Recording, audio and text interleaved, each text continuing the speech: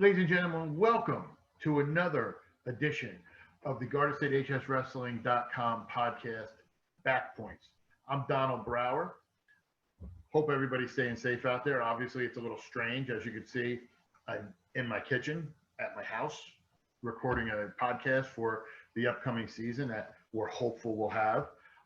We'll talk a little bit about that with head coach from Mendham, Stephen Baig, my cohort on the county tournament, which is, as we know right now, is most likely not going to happen due to COVID-19.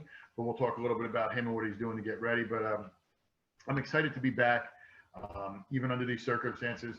A lot of support in the wrestling community for everything, trying to get a season going on, whether it's teams, whether it's individual. I know, obviously, if you watch the forums, there was a lot of backlash about a recent vote with the Coaches Association apparently saying that there wasn't going to be an individual tournament, and NJSA walked that back real quick when the response was not what they wanted.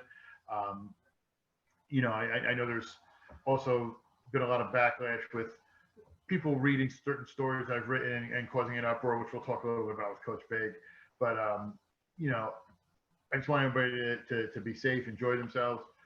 And just know wrestling is a sport that's going to bring everybody together. It's actually probably going to be the one sport, when you look at everything at the end, it's probably going to have the least amount of COVID from the actual sport, because when you do the contact tracing of how long it actually takes and such, it's actually under. So, I mean, everybody looks at it and almost thinks like wrestling is going to be the sport that's going to spread it. And I don't think it's going to be that bad.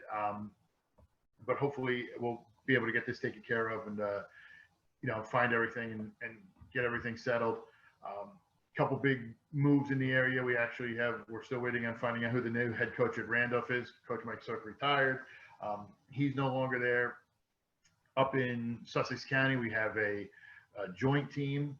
Vernon and Wallkill Valley will actually be wrestling as a paired team. That's a new development this year. Realignment in the conference. That's something obviously a lot of people would be talking about a little more, and we'll talk a little bit about Coach Baig, about his division. But realignment this year, obviously they do it every 2 years. There's still really no setup. Obviously, we were told one thing for districts and regions. Now with that in flux, I don't know how that'll relate, if there is even an individual tournament. I know there's obviously people who think there might not be. I'm one of the ones who are optimistic that if the state doesn't do something, somebody else will come in and run something, whether that's USA Wrestling or something else. And we'll see how that goes. But, it's a very, very strange time. And like I said, I just wanted to come out and put something out and just kind of let people know that wrestling is still there. I mean, obviously with the crazy election stuff going on, we're going to have a season. If it's only 15 matches, it's 15 matches. But I'm kind of hoping it's a little more, or there's some level to maybe make it a little more enticing to the upper level kids, because, I understand you get the middle road kids or some of the younger kids, you're trying to get them out there, but what's going to honestly stop a state contender if they're wrestling for their team to wrestle locally and not wrestle the best? I mean, that to me would take the proverbial carrot off the line that they're trying to reach for. And I think it's going to be result in some kids probably doing more clubs. So I'm hoping they kind of work with that. But yeah, it's been a very eventful couple of months, but I don't want to keep Coach Baig holding any longer. He's right here. I know he's got a busy day, obviously being, a teacher at Mendham, and they just had a recent COVID outbreak. But let's head to that interview real quick with Coach Baig. They're ready to go. We're back with our interview subject, the head coach of Mendham High School, Stephen Baig. I know a lot of people are going to be upset we're not going to be able to chat at the MCT this year because of obvious things, which we'll get into. But I wanted to have you as the first guest this year and just kind of talk a little bit about what you guys are doing, heading in. How's everything going with you so far with all this crazy COVID stuff? Well, I mean, it's obviously a tough situation right now. Over quarantine, I solidified a schedule, which obviously all that's scrapped and out the window. And it has to be that way. We're going to have to coach differently. Things are going to be different this year. I know you and I were talking yesterday, if not having an individual tournament, why would certain wrestlers, still want to wrestle a different kind of schedule? And I think it's just to compete. And so, it's going to be a different season. And I think it's not just from a coaching angle. For wrestlers have to understand that as well. And come in with a little bit of a different mindset, but still keep that mindset that we want to go out there and compete and do our best, regardless of who our opponent is. Now, you guys had some quality kids come through the program. I mean, I'm not going to leave anybody up, but you talk about Gage Armijo and guys like that who had done, extra work, and you'd seen them at different tournaments. I know it's with everything going on, tournaments are kind of weird. How are you kind of guiding your guys, especially as a team effort, just to kind of make sure everybody's safe because you don't want them to get contact tracing or exposed? You mean in regards to like off-season training? Yeah, like if I know there's a lot like Super 32. There were some teams that that kind of said, hey, maybe you shouldn't go down there, and there were some New Jersey guys who did. Obviously some success. Not to do a cheap plug, but we actually have one of them next week, Brian Saldano from High Point. But just what are you doing as a coach to kind of let you guys know? Because obviously with the unknown of COVID and with you guys having not as much depth the last few years, just because you graduated such a good class of kids, what are you doing to kind of make sure you have everybody ready to go for the full year? Well, I mean, there is a responsibility factor in that sense of getting your kids prepared. We do have 4 kids back in the lineup that qualified that were in Atlantic City last year. And you want to make sure that they're prepared. So the kids, some of our kids did go down, wrestle in the New White tournament in Atlantic City. We did set up at the North Hunterdon duels. We sent a team over and wrestle in that. I didn't coach, obviously. And I really thank the parent group that helped me out and did coach that team. But doing things like that to get them prepared. And Buxton's open. Other clubs are open as well. Buxton's just closed, and a number of our kids do go there. So we're taking advantage of those situations as well. And, I got to put some trust into the clubs that they're doing the right thing, and going through all those COVID protocols, I guess, that we go through in the high school too, with a fresh air factor and, proper social distancing. But bottom line is when you're on the mat, you don't have a mask. And you kind of, you're exposing yourself, but it's got to be done, because if you don't do it, then you're not preparing yourself. So those are the kind of things that we're trying to do, at least get them the clubs. I mean, at this point, getting close to the season, I wouldn't want any of my kids wrestling out of state. I think at this point, with the numbers going up and it getting dangerous, I just saw some recent cases. It was 2 different high schools where it was kids that were on hockey club teams that went up to New England and they got COVID and came back. Del Barton, there was the hockey kids there too, from what I understand. And that's the reason why they closed down. I think that was last week, along with one of our students getting it. So, I think at this point, anything we can do in state and continue to prepare ourselves, that's what we're going to do. Yeah, I know you were saying with the with everything going on with the North Hunterdon duels. I got a couple calls about that because I posted the story about it. So it was fun getting a call from every team that was listed, because I guess the NJSAA was not happy with it. But it was a great cause, and I know down there they do a great job, and they wind up using it to help send one of the kids to school for on a 4-year scholarship. So I don't know how you can have a problem with that, but some people think. No, the NJSAA sent a letter to our athletic director, who forwarded it to me. He's like, here we go. But at the same time, again, if we're not preparing, then what are we doing? And I think I'm glad that we did the North Hunterdon duels, because how many people got COVID coming out of that? As far as I know, 0. 0. So it shows that that this sport can go on, and still be, I'm not going to say COVID free, but keeping the risk of getting COVID can be still kept at a minimum. And that was interesting with the NJSAA the other night. I think Kim Cole had a really good point. And she's just like, you're not in close contact tracing in a 6-minute match, right? The guidelines are 10 minutes straight or 15 minutes over a 24-hour period within the 6 feet of somebody else. So a 6-minute match doesn't even put you in close contact for exposure, according to the guidelines. But she said, you're going to tell me that you're going to put 10 kids on a basketball court, not socially distanced, for 32 minutes? And that's not going to be, and that's going to be safer. So, I think all winter sports are going to be subject to the same thing. We're gonna unfortunately have situations where kids could get exposed. It's our job to limit that exposure. I almost think it's going to be interesting this year too, because I think that even if wrestlers get it, you're going to find out it's not from wrestling. It'll be somewhere else where they got it. Like they happen to see somebody at school, or they're out somewhere, and so the wrestling will get the bad rap, obviously, because people are like, oh, how can you have wrestling in this COVID time? And it seems to be the one sport, especially a lot of stuff with the summer. I mean, people were doing a lot of the stuff over the summer, and there were no cases in there, and it was kind of like they let the sports happen. So it was it's interesting to see how it'll play out. But yeah, the way they've been going on with everything with the COVID, I know you talked about how you guys had your meeting. What precautions are you taking as a coach, especially heading into these? Because obviously there's not going to be any tries or quads. Pretty much every individual tournament's gone. It's going to be pretty much 15 dual meets. What do you do, especially when you host? How do you guys set it up to make sure your team is safe and the other team is going to be safe at the event? There's going to be a lot of protocols and guidelines still coming down from the NJSIAA. I know I've already thought about and talked about some things with my athletic director in regards to practice. Practice is going to change completely as well, at least for the way we're going to handle it this year. And then, if there's no parents or spectators in matches, you could, spread kids out in the bleacher if you need to. There's going to be no handshaking at the end of the match. So even you wrestled a 6-minute match with somebody, you're not shaking their hand. So that protocol is already in place from the state. Normally we do a tunnel to hide our wrestlers. Well, we can go around a corner and put kids there, so we don't have to do the tunnel. You're going to try to keep kids 6 feet apart as well. I mean, not try, you have to do that. And we're just going to live with whatever's handed down to us. We live with it. We got to be thankful we're going to get on the mat, knock on wood. Hopefully that happens. But, I knew you were going to do that. But I'm really happy with the state because they are providing an opportunity and they really seem optimistic about getting us out on the mat. So they'll come down with guidelines. They're supposed to come down this week. It'll probably be sometime next week to tell us how exactly weigh-in procedures are going to go and all that. And all that's changed anyway. I don't know if you know now, but you have to have a singlet on at weigh-ins, proper undergarment. Guys and girls can weigh in at the same time now because of that. So there's already some of those guidelines coming down about how we're going to weigh in, but then you can't just pile 50 kids in a room, weigh in that way any longer. So I'm sure we'll figure out something. Now, obviously it's a strange year.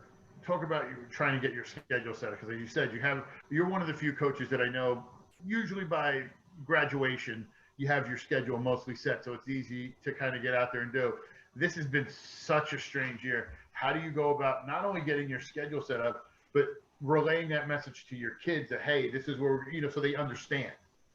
Yeah, I mean, I already had a team organizational meeting, told the kids a lot of breakdowns, especially what we're doing in practice, because I'm going to separate us into 3 different cohorts, and within those cohorts have groupings, and then try to limit the contact time among kids in that fashion. So I talked about that, and I talked about the schedule and for them to be patient. I mean, really on, Wednesday, as I was leaving the building after practice, my AD said, here you go. There's a wrestling matrix. So I kind of looked at it, and then he just sent it to me. And so I guess I got to really sit down and talk with him, because this year, I mean, I'm going to need a lot of help from my AD because it's not going to be that easy. They've given us the matrix. We could try to move a couple things off of that to open it up. From my understanding, texting with Brian Stoll today, that you can't schedule a match outside of your conference matches until you've completed all those. So for us, that's only 5 matches in the conference. Yeah. It was going to go all the way till the 20th, and then you're going to try to squeeze in. You can only have 2 weeks where you could have 3 duels in a week. Everything else has to be two duels. So really cramming it in is not going to be beneficial. The other thing is you got to look at gym space. We do have girls basketball, boys basketball, 3 different levels. Fencing does take up space sometimes and not a bad thing, but in the main gym or the small gym that we have. So I'm going to need a lot of help. We're all going to have to sit down and work together, especially getting those crossover or whatever duels that we could set up, once we've completed our in-conference matches, because it's going to be a mess. They're going to need practice time. They're going to need game time. We take the main gym for our matches. So I don't know, it's going to be a lot, and we're going to have to get to work pretty quick, because, it's less than a month away till we, start practice, and before you know it, the season's going to kick off, and here we go. Now, are you going to try to, I know you've wrestled, obviously being from the Pompton Plains area, Pompton Lakes area, you've wrestled them before. Are you going to strictly try to do it in conference, or is it just kind of anybody who's available? I mean, obviously you want to limit to a distance, but. So that's a good question.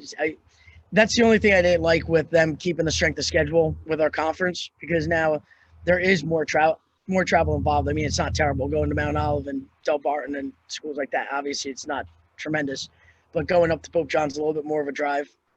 And then I got to look at, I was told by, talking to Jay LaPaglia yesterday, he said we can wrestle anybody in, obviously, Morris, I think it was Passaic County, and Sussex County, no Bergen County.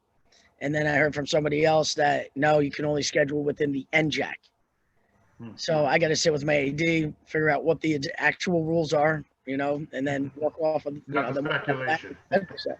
Yeah, I mean, it's going to be a lot. So we got to figure out who we can actually schedule, and then who's going to be available, and then what gym space we have available or opposing schools. Now, heading into the season, I know we talked a little bit about everything else. Tell me what you look for your free team. You talked about 4 guys returning. Just kind of, I know it's hard to talk about the outlook for your squad. Obviously, there's so much going on, but just if everything goes how you want it, how do you think your team's going to do this year? I think our conference is very tough. You bring in Mount Olive, super strong. Del Barton, right? Obviously number 1 in the state, and then you're looking at Montville that just came off a group championship. And then Pope John's been a state powerhouse. So there you go. And then you got West Morris and I looking at each other. And it is what it is. We want to be competitive within the conference. Like I said, I have 4 kids in the lineup that were down in Atlantic City wrestling last year. They want to be competitive. So it's not like we're going to walk into a match and think that we're done and toasted. We're going to go out there. We're going to compete to the best of our ability. And, when they're going to set up a dual meet regional tournament by the end of the year, which hopefully that'll be exciting if we don't have the individual tournament. And you know what? We'll do our best to compete in that and hopefully take home a state championship or a regional championship, whatever they want to call it. Perfect. Coach, thank you for taking a little bit of time out of your day. I know you're busy. You got a football game a little later tonight. You got to get to the football game got nixed. I get the ads. That's why I thought. I was like, Yeah, no, unfortunately what happened was they shut down our boys JV program with the COVID case, with a little time remaining in the season and those kids having to quarantine. And then one of the football players was exposed and came down with COVID as well.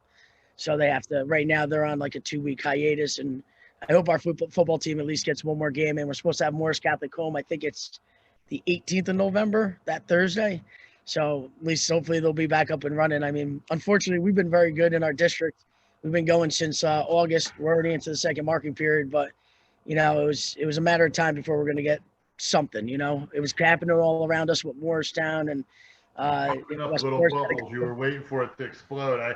I'm the same thing. I'm waiting for. I keep seeing people, and I'm like, okay, they're telling me where it's hitting here, and I'm in East Hanover, so now it's going up, and it's kind of like, okay, I'm waiting.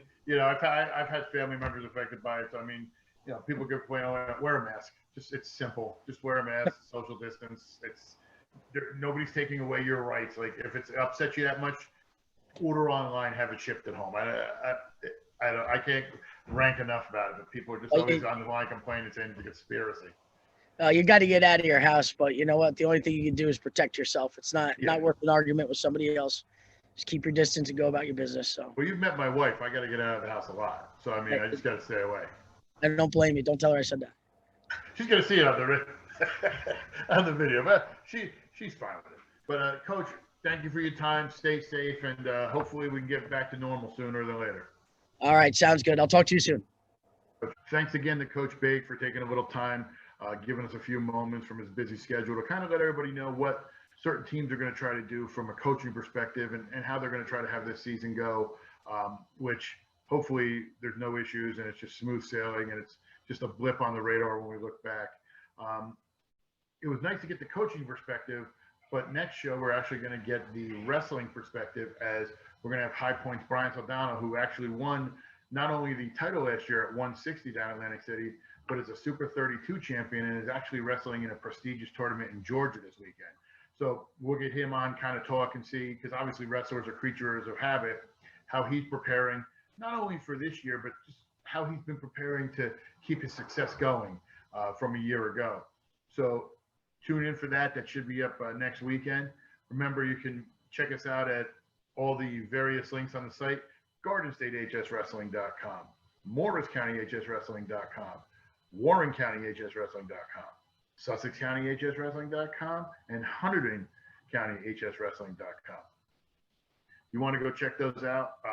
Like I said, we should have schedules up as they come up. Every team has a Twitter account. You can also check us out on Facebook under GardenStateHSWrestling.com, YouTube for Morris County HS Wrestling, and all the information we have there. We're going to have more polls. We're going to have some stuff. It's going to be a very interesting year, but stick with us because I'm going to try to give you the best coverage we can and also help maintain and not be one of the super spreaders and help everybody be safe. Thank you so much for tuning in, and I'll see you next time.